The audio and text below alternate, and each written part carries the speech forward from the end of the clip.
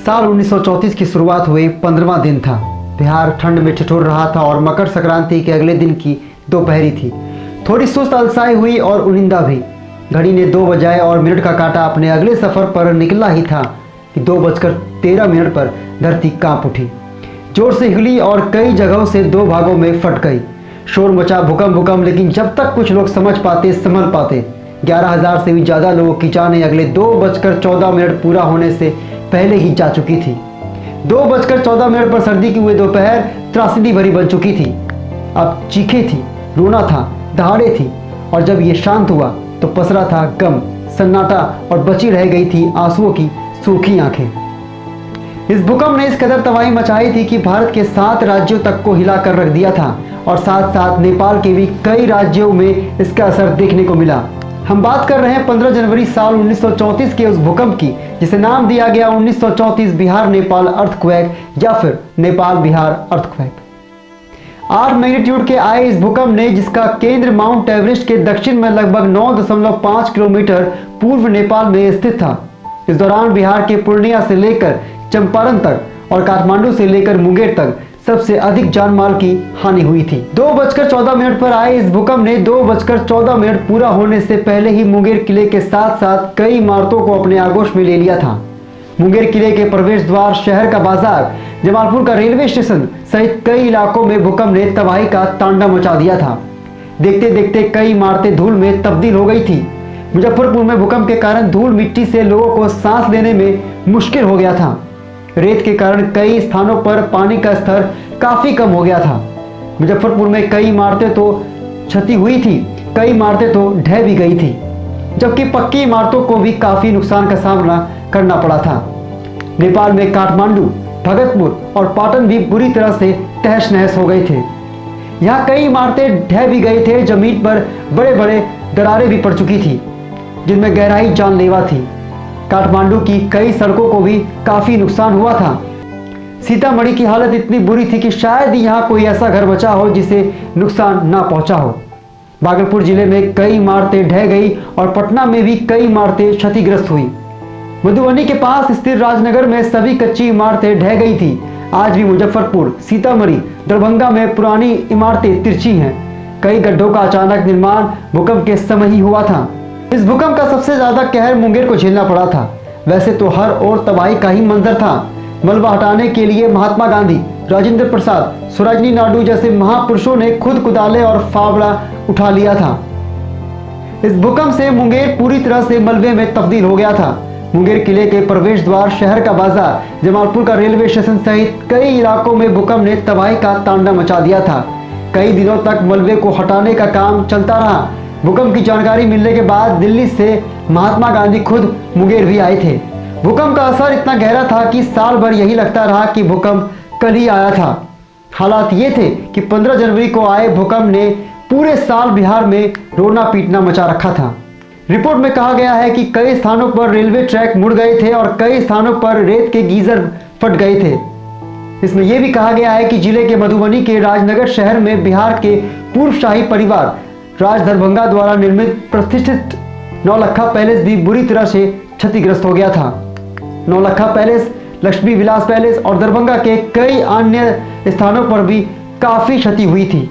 इस भूकंप ने बिहार में औपनिवेशिक भारत के अग्रिम कृषि अनुसंधान संस्थान को भी नष्ट कर दिया था। न केवल संस्थान को दिल्ली से ले आए, बल्कि पूषा रोड को भी इसका नाम दिया गया।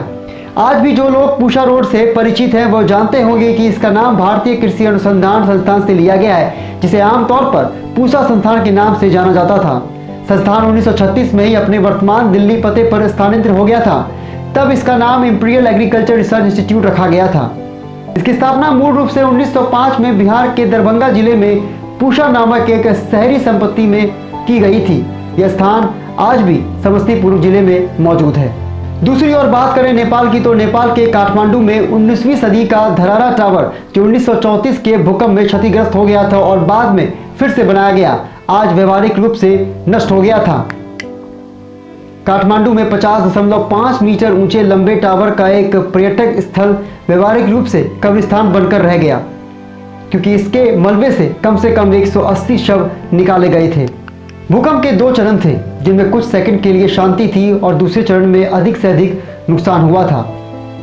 इस अवधि में हजारों इमारतें मलबे में तब्दील हो गई, भूमि की सतह बदल गई थी और दरारें दिखाई देने लगी। कुएं रेत से भर गए थे, जो इमारतें बची हुई थी उनमें बड़ी बड़ी दरारें आ चुकी थी। कुएं से पानी तेजी से बहने लगा, हजारों वर्ग मील जमीनें नष्ट हो गई थी। विशाल दरारें से भरे हुए और छोटे छोटे ज्वालामुखी गड्ढे से भरे हुए थे, जिसमें रेत या भूरे रंग की मिट्टियां मैदान में फैल गई थी। संरचना के साथ काफी छेड़छाड़ की गई थी, सड़कें खत्म हो गई और संरेखन बदल दिए गए। रेलवे पटरियां झुक गई, मुड़ गई और पुल ढह गए थे। टेलीफोन पोस्ट उखड़ गए और सैकड़ों बांध टूट गए थे। नदियों पर भूकंप की प्रतिक्रिया साफ दिखाई दे रही थी। भागलपुर के कलेक्टर श्री मैंसफील्ड ने देखा कि दरभंगा और भागलपुर जिले की सीमा पर बना नदी कुछ सेकंड के लिए सूख गई थी और यहां बताया गया कि यह नदी तल के अस्थायी उत्थान का कारण था। लखीसराय में पानी मध्य धारा से घटता हुआ दिखाई देने लगा और नदी के खुले तल पर रेत बहने लगी थी। जिन शहरों को बहुत गंभीर नुकसान हुआ था वो थे मुजफ्फरपुर, सीतामढ़ी, मोतिहारी, बेतिया, सुपौल, मधेपुरा, लखीसराय, दरभंगा, पूसा, पूर्णिया, मुंगेर और पटना। गंगा नदी के दक्षिण में स्थित पटना, भागलपुर और गया जैसे शहर हल्की क्षति से बच गए थे। मुजफ्फरपुर शहर की अधिकांश सरकारी इमारतें और बाजार क्षेत्र की इमारतें बुरी तरह से प्रभावित हुई। खास बात यह है कि रेलवे स्टेशन के उत्तर में शहर के हिस्से में नुकसान अधिक हुआ। मुजफ्फरपुर में लगभग 3000 लोग भूकंप में काल के गाल में समा गए। दरभंगा और लहेरियासराय में भी समान क्षति हुई थी। दरभंगा राज्य से संबंधित इमारतें बुरी तरह से नष्ट हो गए थे। लहेरियासराय शहर की अधिकांश सरकारी इमारतें ध्वस्त हो गई थी। मोतिहारी को भी भारी नुकसान हुआ और अधिकांश सरकारी इमारतें, स्कूल, अस्पताल क्षतिग्रस्त हो गए। मधेपुरा शहर शांत हो गया था और इमारतों में दरारें आ गई थी।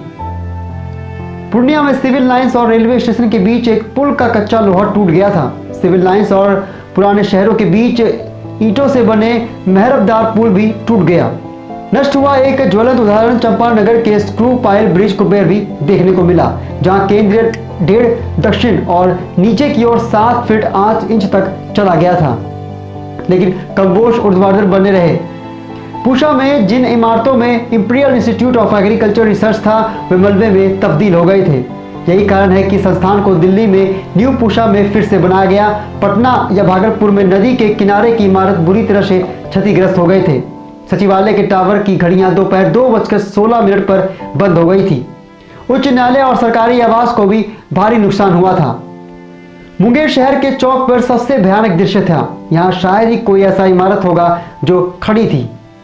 मुंगेर में मानव क्षति बहुत ही गंभीर थी।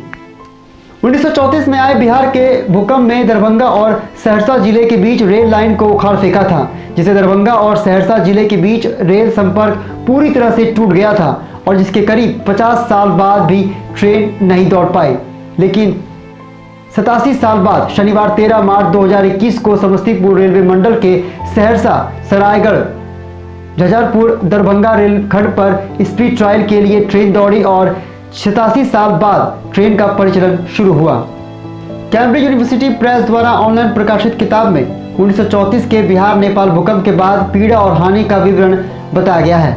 इस किताब के अनुसार 7253 मौतों का आधिकारिक सरकारी आंकड़ा Bihar central relief committee BCRC द्वारा बताया गया है, जिसे 20,000 मौतों की अनुमानित संख्या से बहुत कम था, जो भारतीय राष्ट्रीय कांग्रेस INC के द्वारा सदस्य द्वारा धन इकट्ठा करने के लिए शुरू किया गया। एक नागरिक सामाजिक संगठन द्वारा राहत BCRC न केवल धन जुटाया बल्कि उतना ही महत्वपूर्ण एक नागरिक समाज आधारित समिति था, जिसका उद्देश्य राहत कार्य आयोजित करना और सहायता वितरित करना था।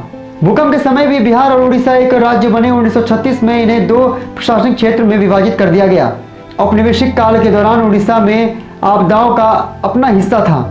इसके समुद्र तट पर चक्रवात, बाढ़ और अकाल, तटवर्ती बिहार उत्तर में संकटपूर्ण नदियों और राज्य के मध्य में से एक राज्य मार्ग की तरह बहने वाली गंगा ने व्यापार और कृषि पहल में सामाजिक आर्थिक जीवन की अधिकांश संरचना प्रदान की। विशाल राज्यों में पटना और जमालपुर शहर प्रशासनिक और वाणिज्य केंद्र के रूप में कार्य करते थे, जबकि बाहरी कस्बों को बैकवर्ड माना जाता था। बीसीआरसी की तबाह बिहार। 15 जनवरी 1934 के भूकंप से हुई तबाही और समिति द्वारा चलाए गए राहत अभियान का लेखा जोखा मार्च 1934 में एक रिपोर्ट के रूप में प्रकाशित किया गया था, जिसमें जनता के लिए डेटा तस्वीरों के रूप में समिति के कार्यक्रम को प्रदर्शित किया गया था। मूल पाठ लेखक 53 प्रकाशन ₹1 में बेचा गया, जिससे आए पीड़ितों की मदद के लिए बीसीआरसी के कोष में चली गई।